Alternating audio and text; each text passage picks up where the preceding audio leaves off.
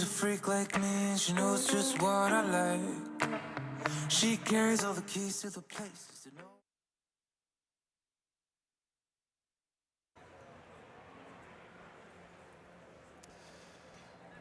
Hi. No matter how empowering and well-intentioned, the effects of any new technology are tied up in the richness, complexity, and often danger of the real world. As cultural theorist Paul Virilio observed, the invention of the ship was also the invention of the shipwreck. We're here because we've been drawn to the possibilities and potential of social technology. But we also recognize our responsibility to make products that are resilient to misuse and that mitigate harm. My name's Gilles, and for the past 4 years, I've been helping establish and support our integrity design teams at Facebook. It's not the flashiest area of design, and it's definitely been a journey with a lot of hard, important lessons for us along the way, and a lot further for us to go.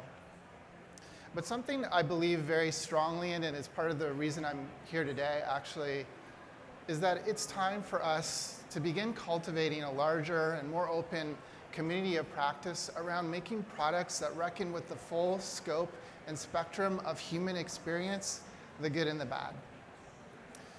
And so it's with that spirit in mind that I'd like to share some of the lessons we've been learning and some of the things we've begun to figure out about designing and building products with integrity in mind. And then I'm going to hand off to my colleague, Veronica Festiva, who I'm fortunate to work closely with. She leads the data science teams in our space. And she's going to talk about sustaining and growing products that promote safe, inclusive communities and minimize bad experiences for people.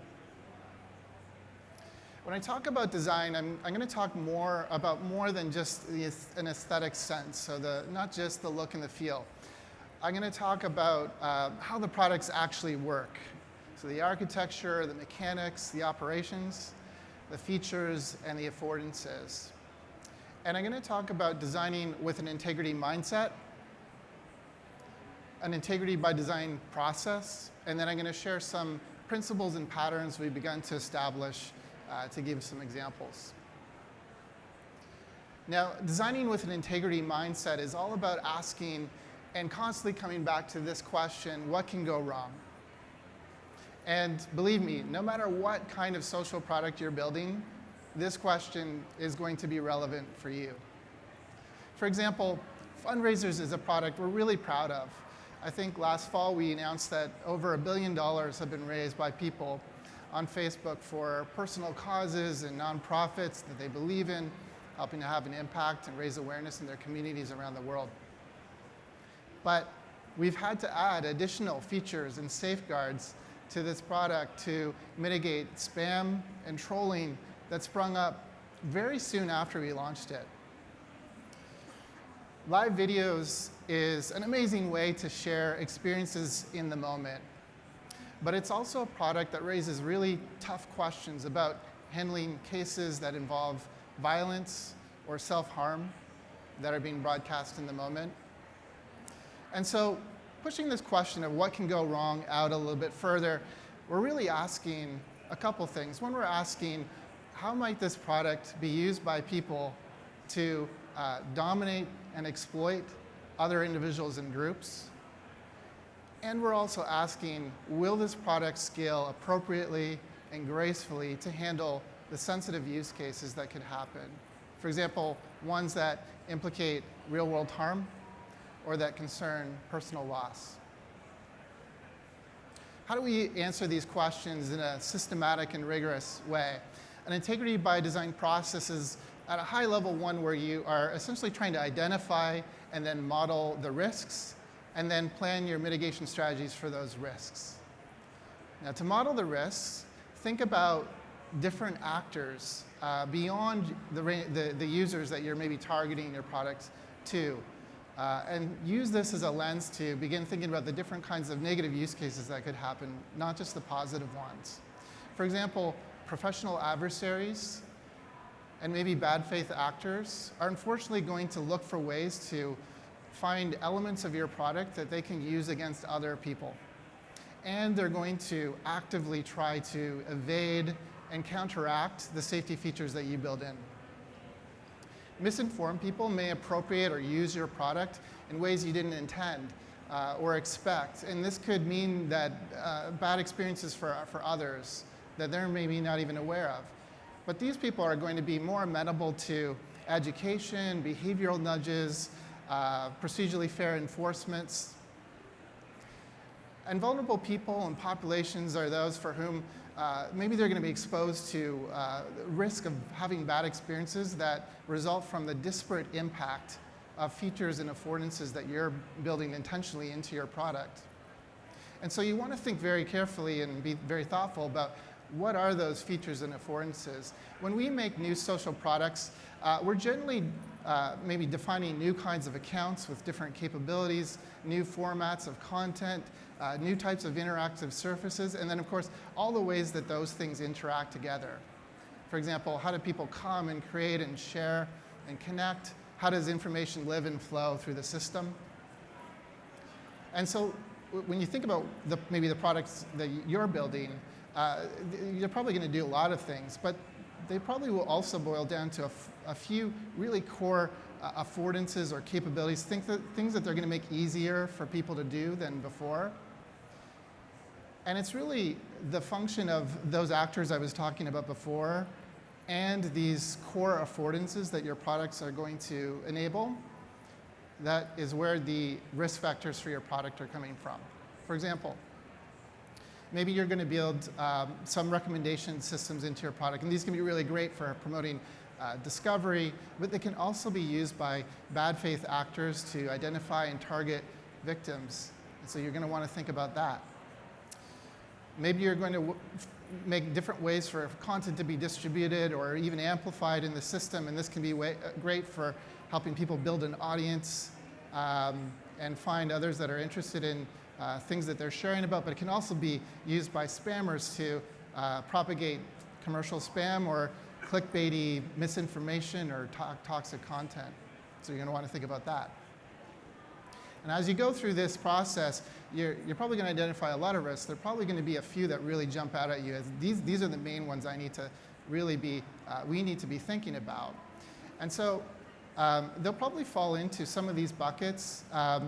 We generally think about objectionable and harmful content, account integrity issues, harmful interactions, and to some degree spam is a bit of a combination of these things. Once you've identified those risks, you're going to want to think about, okay, how do I mitigate them? First of all, you're going to want to detect them and the bad experiences that are maybe happening in your product. A good way to get started is to build in user reporting and feedback. This can be a good way to kind of cover the bases earlier on, and maybe as your product matures, you'll add more proactive ways of detection. This could still be manual. It could be like investigative sweeps or things like that. It could be more automatic detection and using AI and machine learning.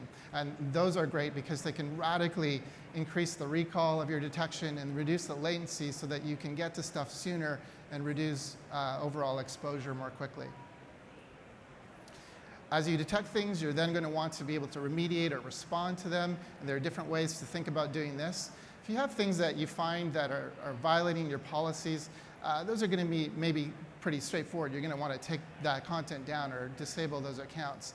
Maybe there's still going to be problematic stuff left over that you're not quite comfortable deleting or removing altogether, but you'd want to reduce or exclude, for example, from recommendation surfaces where you didn't want to be promoting toxic content. You can also empower your community by giving them heads up and warn screens and contextual information. For example, here to help them make more informed decisions about what to click, read, share, and so on. And ideally, you want to try and prevent these bad experiences from happening in the first place. And you can do this in a few different ways. You can think about building intentional frictions into your product, such as smart defaults and, in this case, rate limits. And they can be pretty effective. It's interesting to think about purposely adding friction to your product. We're usually thinking about how we make things more and more seamless.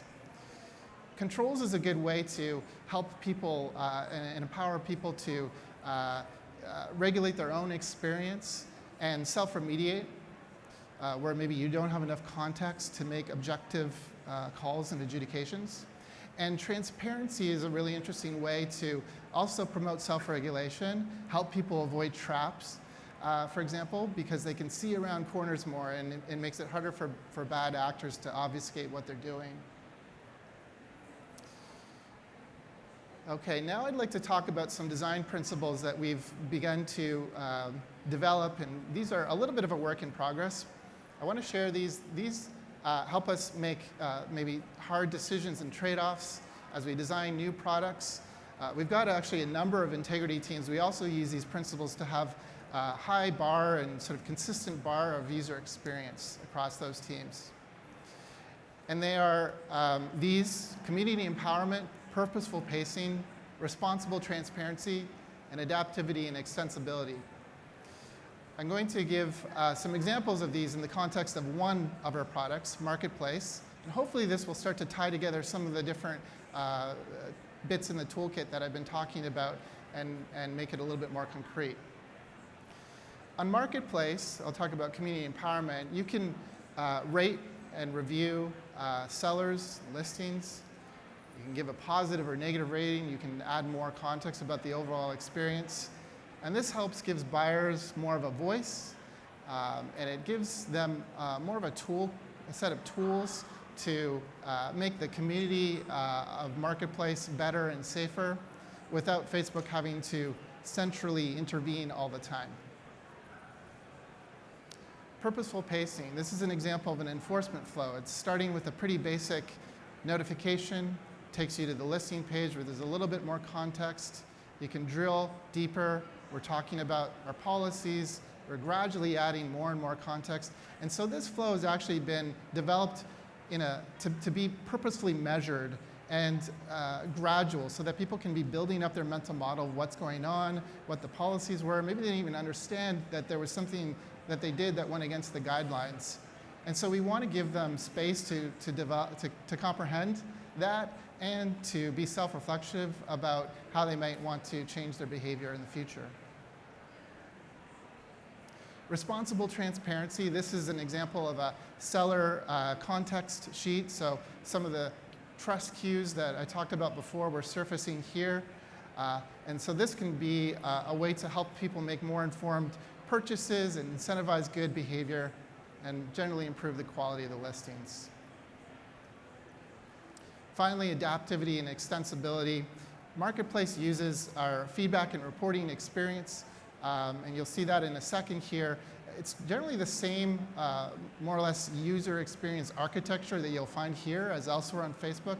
We've purposely made it so that it can be extensible and apply in different settings, and then be modified by teams and customized a little bit to deal with their specific use cases. For example, Marketplace has some extra seller policies that go on top of our general community standards. Okay, so design and build.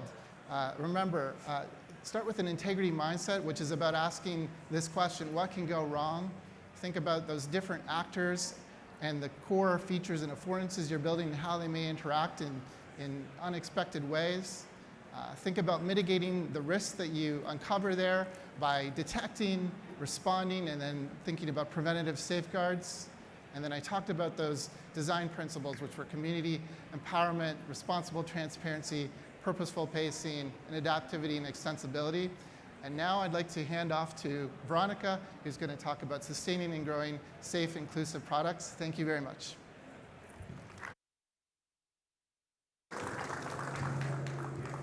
Hi, my name is Veronica Belakvostova. I'm a director of data science at Facebook. I've been in the trust and safety space since 2006, working on issues such as payment fraud and money laundering. And in the last 2 years at Facebook, I've worked on a variety of violations, from terrorist propaganda to hate speech to child safety issues. A lot of the last 2 years has been about turning what was often heroic efforts by valiant SWAT teams into something that is sustainable. Sustaining and growing is an iterative process. It starts out with defining clear policies and making sure that you define and then enforce them consistently. It's about measuring the ecosystem and the impact of your efforts. And finally, it is about leaning on expertise outside the company, partnering with experts outside, and reflecting on the enforcement, the policies, and the metrics. It is not widely known that Facebook has a set of universal policies that define what is and is not allowed on Facebook. For example, community standards is a set of policies that defines hate speech, terrorist propaganda, and a set of other violations, content violations that are account-related as well as behavior-related. We also have a set of policies that define what advertising is allowed on Facebook, as well as what you can and cannot sell on Facebook. Policies need to reflect the core values of your company. At Facebook, on one hand, we want to make sure that we give people a voice. On the other hand, we want to make sure that we keep people safe. And it is not easy to balance those two. The internet is the great equalizer that gave voice to millions of people. The Black Lives Matter movement started on social media with the hashtag Black Lives Matter. At the same time, when we see dangerous speech, when we see content that endangers people physically, when we see that some of the actors are trying to trick people into giving up their financial information, we make sure that safety concerns outweigh freedom of speech. And this is particularly important in some of the developing countries where internet is new and social media can be used to seed hate speech and to promote violence on the ground. I talked about consistency.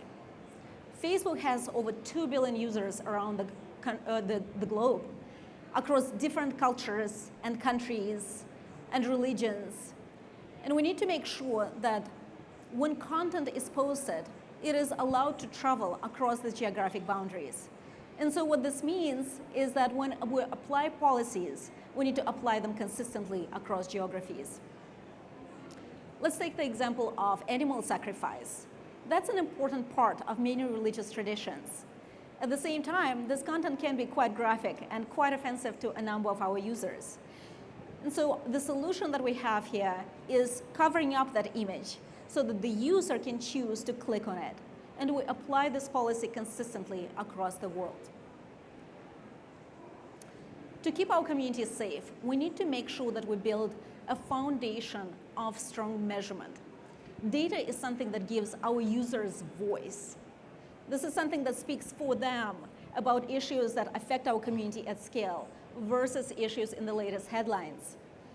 And data is how we make investment decisions. Just a couple of years ago, we had a smattering of data points and no overarching approach to data. Over the last 2 years, we spent a lot of time debating taxonomies, methodologies, statistics behind a lot of our metrics, and we came up with key measurements that we now use. We came up with data that we can trust and with metrics that are representative of the experience that our users have on our platform. It is not easy to measure in our space. It's not like you can add up clicks on a button and call it a day. But we can lean on a lot of prior art, like on criminology.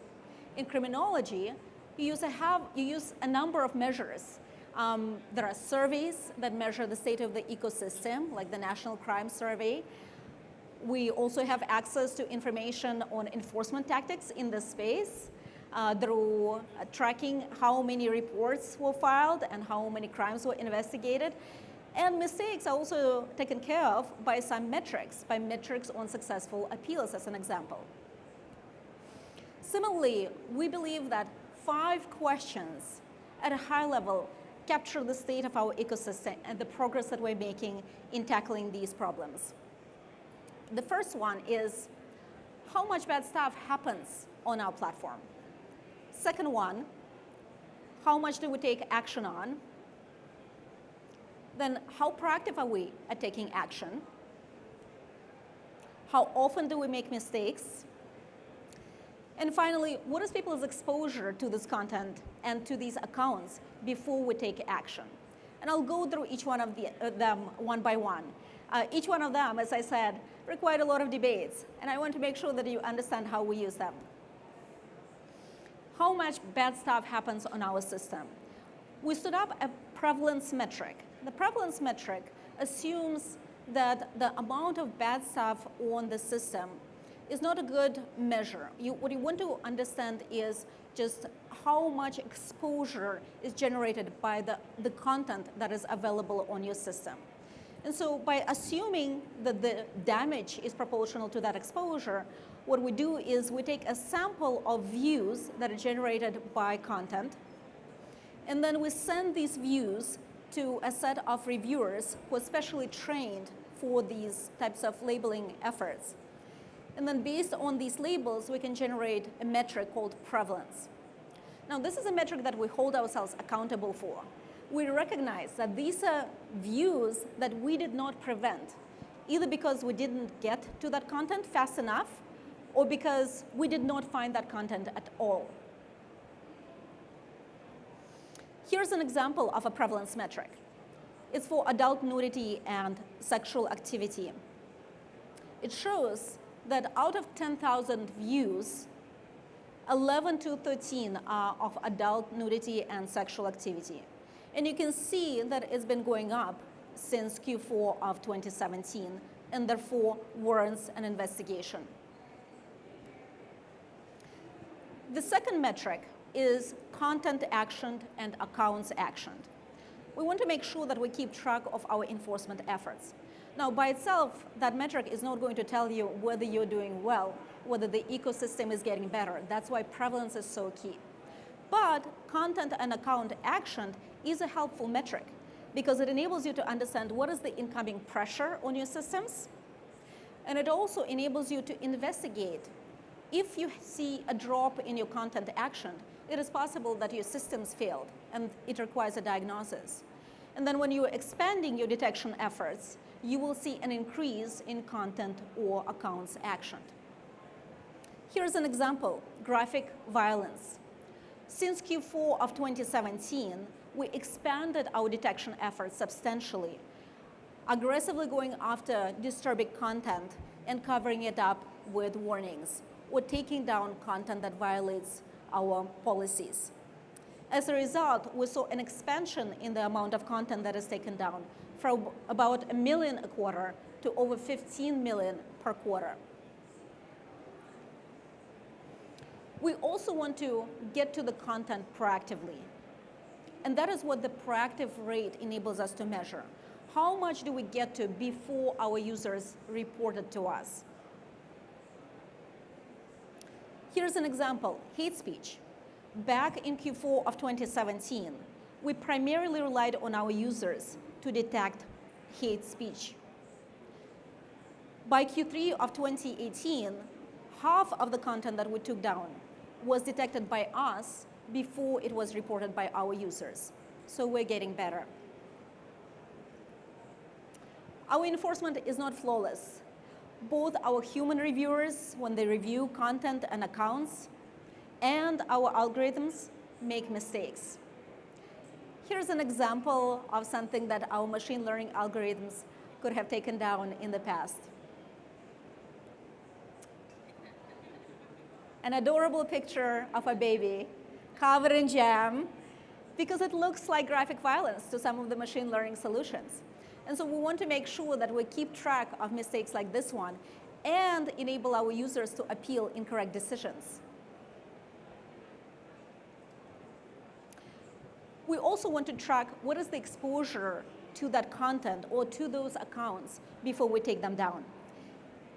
And we don't have a metric yet. We haven't published a metric like that. It's a work in progress. But we want to make sure that we stand up something that meaningfully represents the impact that content and accounts have before we action them. We recognize that not all harm is created equal.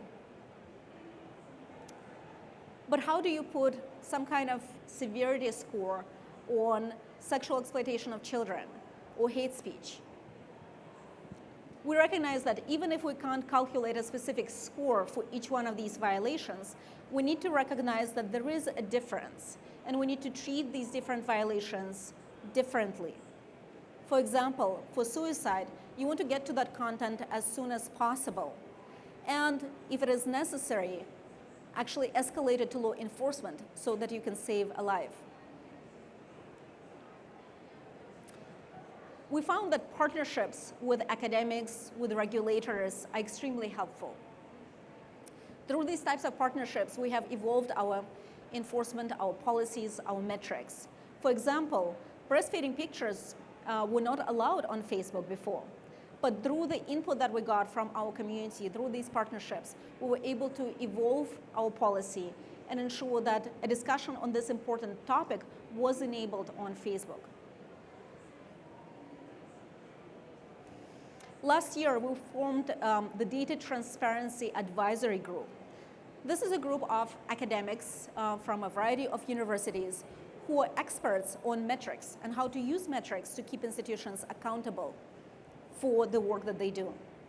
We've been working with them on the metrics that we published over the last year, and to ensure that the metrics that we publish are in fact representative of the work we're doing, of the progress that we've made, and of the gaps that still exist.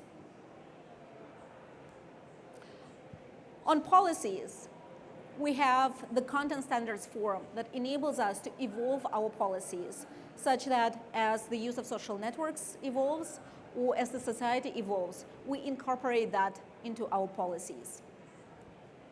We're also in the process of co-designing an autonomous body, which is called the Oversight Board.